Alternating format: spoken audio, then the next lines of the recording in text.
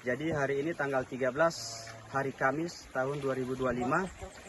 Di belakang kami nampak ada perendaman merica lada yang hasil dipanen kemudian direndam di sini. Jadi sejak 10 hari direndam, maka sudah dilakukan proses pencucian seperti yang ada di sebelah kanan saya ini.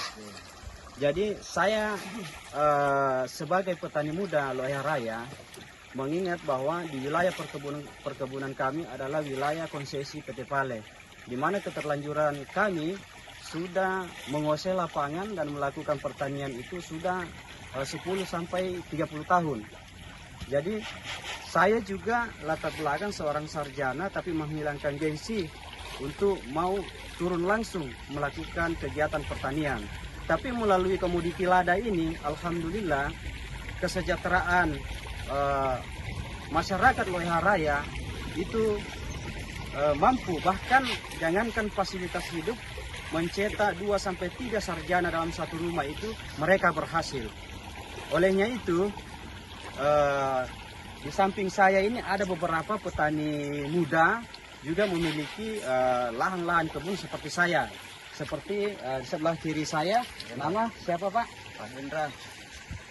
Punya kebun lada berapa pohon? 3.000 pohon.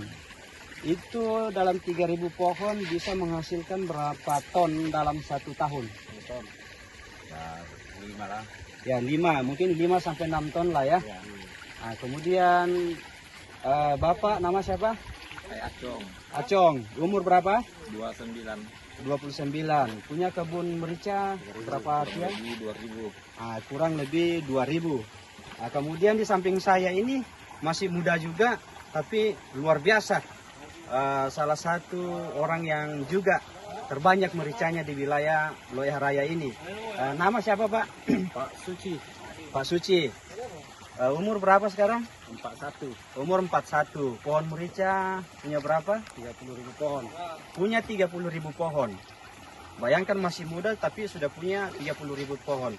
Apakah membangun merica di awal ini memang mempunyai modal banyak atau memang benar-benar melalui kemandirian, mandiri ataukah tanpa modal melakukan kegiatan bertani? Tanpa modal, kemauan. Jadi dari 30.000 pohon itu dalam 1 tahun itu bisa panen berapa ton itu? 20 ton.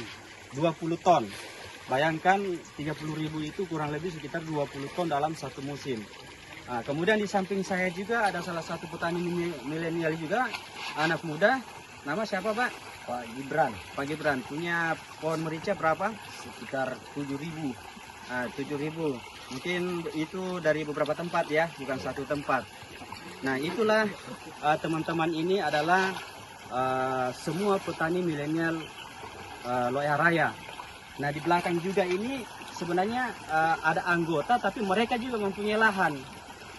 Nah saya ingin sampaikan kepada pemerintah dalam hal ini, khususnya Menteri Pertanian, mohon untuk diberikan perhatian khusus kepada petani lada Loyha Raya yang sedang konflik antara lada dengan nikel. Bahwa di dalam 1 tahun ini kami mampu mencetak kuantiti sekitar 1-2 juta ton merica lada. Dan perputaran uang di dalam 1 tahun itu berapa triliun. Itulah kemudian ketika kami mau dibenturkan soal regulasi yang ada di Tanah Malaya antara konsesi PT Pale dengan petani, itu kami sangat susah. Saya rasa itu tidak perlu lagi kita untuk berbicara soal regulasi. Tapi sekarang sudah waktunya kita berbicara dari sudut pandang sosial masyarakat.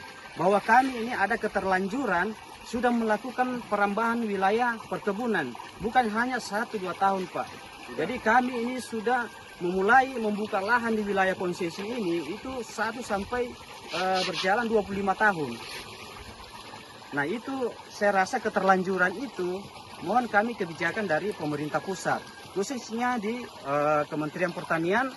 Kami mohon bahwa kami juga ini sudah tanpa bantuan oleh pemerintah, kami mampu untuk membentuk satu usaha UMKM anak muda yang mampu berpenghasilan 10 sampai 50 juta per bulan melalui komoditi lada ini. Olehnya itu, kesuksesan ini yang kami raih ini adalah kemandirian kami. Terus terang bahwa tanpa bantuan pemerintah setempat, bahwa kemandirian petani kami mampu sukses melalui komoditi lada ini. Olehnya itu, DPRD Kabupaten, Bupati terpilih Luhut Timur, dan DPR RI khususnya di Komisi 3 bagian pertanian mohon untuk menjadi suatu perhatian khusus apa yang menjadi solusi bagi petani lada Loeha Raya. Bahwa perlu untuk kita perhitungkan, perbandingkan antara hasil melalui petani lada ini dengan hadirnya tambang itu seperti apa. Perlu untuk perbandingan untuk hitungan ekonomi. Bahwa kami hari ini bukan lagi berbicara 5 atau 10 tahun yang akan datang untuk bisa sejahtera melalui komoditi lada. Tapi kami sudah merasakan ini 5 sampai 15 tahun yang lalu sampai hari ini. Apalagi sekarang ini sangat menarik bahwa kenaikan harga lada itu sudah mencapai 130.000 per kilo. Olehnya itu saya juga dan kami teman-teman petani lada Loeha Raya memohon kepada Bapak Presiden Prabowo Subianto untuk juga mendukung, karena secara tidak langsung kami sangat mendukung pemerintahan Merah Putih ini bahwa swasembada pangan, bahwa hasil lada ini di Loeha Raya mesti harus kita jaga. Menurut saya adalah ini salah satu aset bangsa, karena the best quantity dan quality sumbernya dari mana Pak? Seluruh wilayah Indonesia adanya di Sulawesi